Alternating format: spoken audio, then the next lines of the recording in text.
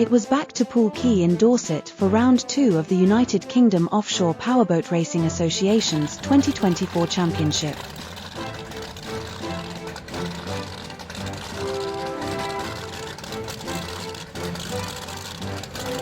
Poole has a long history of offshore racing, but not as long as the locals have been celebrating their hometown pirate Harry Pay. Back in 1405, in revenge for the loss of his brother who fought French and Spanish sailors when they attacked the port of Poole, Pay raided a French ship loaded with 12,000 gallons of fine wine. On his return, the whole of Poole were invited to drink the wine stolen from the invaders who slaughtered so many of their local men. Legend has it that the whole town was drunk for a month. In keeping with the festivities, the Lord Nelson provided a fitting venue for the teams gathered to race.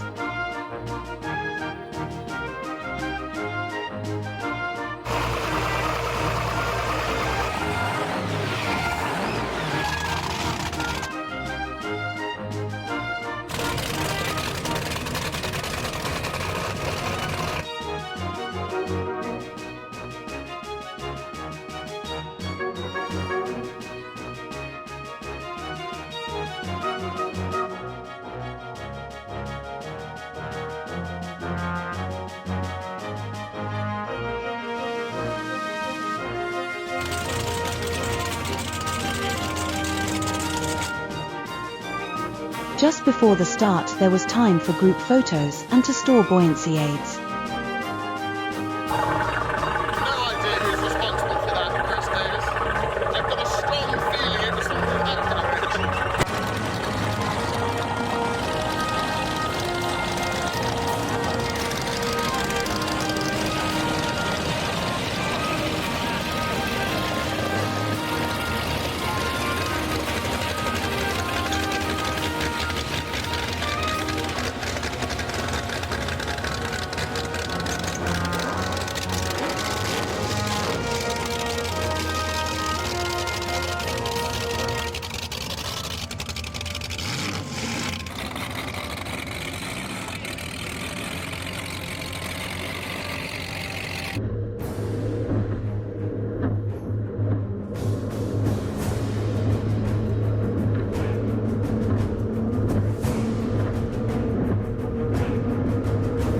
At the green flag, it was Team IMOL who led, but it was not long before the Class 1 teams made their presence felt.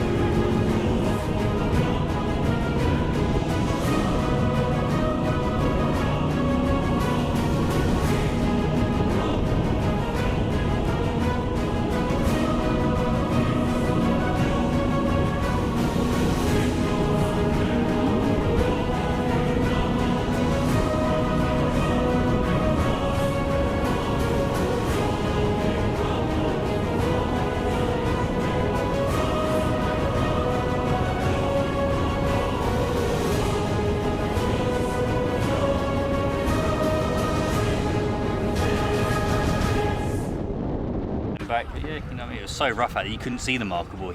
There was moments we were flying so long in the air, we were talking, it was dead silent. But yeah, it was. This is perhaps the roughest race that you've ever competed in? Oh yeah, that was rough. It was over 2 meters out there. Some hell of a ride. Yeah, we were coming off waves and we were silent for 2 or 3 seconds, but hitting the next one. But yeah, the boat held up well. It was no mechanical issue. It was just a wiring problem. With Stone Men out of the race, it was now a battle between Double Trouble and Team 25 Good Boy Vodka for the lead.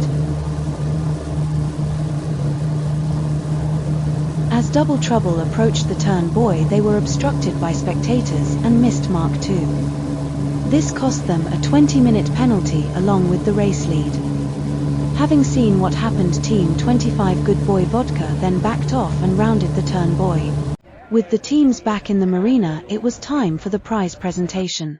First in 3C went to Barry Culver aka The Legend along with Glyn Morville. The Mango Crazy team of Peter Hall and Terry Parsons were narrowly beaten to the finish line by Thunderstreak. Marcus Dodd and Sean Girdler took the Class 2 honours ahead of Craig Fletcher and Duncan Good. We caught up with Fletcher and Good to talk about the race. Tell me about what happened today. It was rough. Very rough. A couple of bits were nice, but boy, just when we rounded past the Needles area, that was crazy. Was it one of those days when you really wish you'd had a canopy? It was one of those days when I wish I wasn't in the boat at all. It was really rough. We got proper beaten up, if I'm honest, proper beaten up. Duncan and I were talking about it. That one particular leg for about 10 miles, I think it was the roughest one we've done. Yeah, and it wasn't a predictable rough. It was just like, 8-10 foot chop, but very random. You couldn't get into any rhythm. How did you go about navigating today? Well, the nav system on the boat had failed, so we tried strapping an iPad to the dashboard, and you couldn't see it. So we ended up doing it with dead reckoning, following other people's plumes, and using a printout stuck to the dash. So it all worked, but it was pretty random at times. How far in it before you actually bent the throttle lever? Yeah, we had a slight problem. Basically, the boat came down sideways. I was on the way out that way, but my hands were on the throttle, so I kept my hands on them and I just bent the throttles right over. And then we rounded a buoy and we got to a straight. I said, Duncan, can you please straighten the throttles because I can't get them into full throttle because it's hitting the gear stick. So, yeah. Cheers, guys, and well done for today. No, thank you. Very much.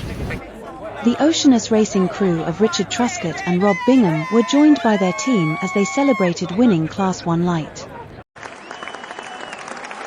After an extremely tough race, missing marks proved costly as Team 25 Good Boy Vodka took the Class 1 honours. After the podium we caught up with father and daughter racers Rob and Emma Lockyer.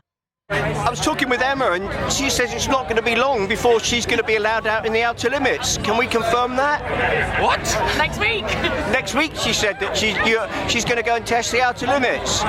Do you know what? It would be my dream and my honour. Would it really? She's got to get a little more experience in the little boat first. Yeah, I mean she said she had such an adrenaline rush today. It was just, even though it was very short-lived, and in the end she headed for Studland because she knew it was a naturist beach. Are you so pleased that she's following in your footsteps? I would love to be in the outer limits with her, and if I'm not, I'd love for her to take it over. Thanks for an excellent day.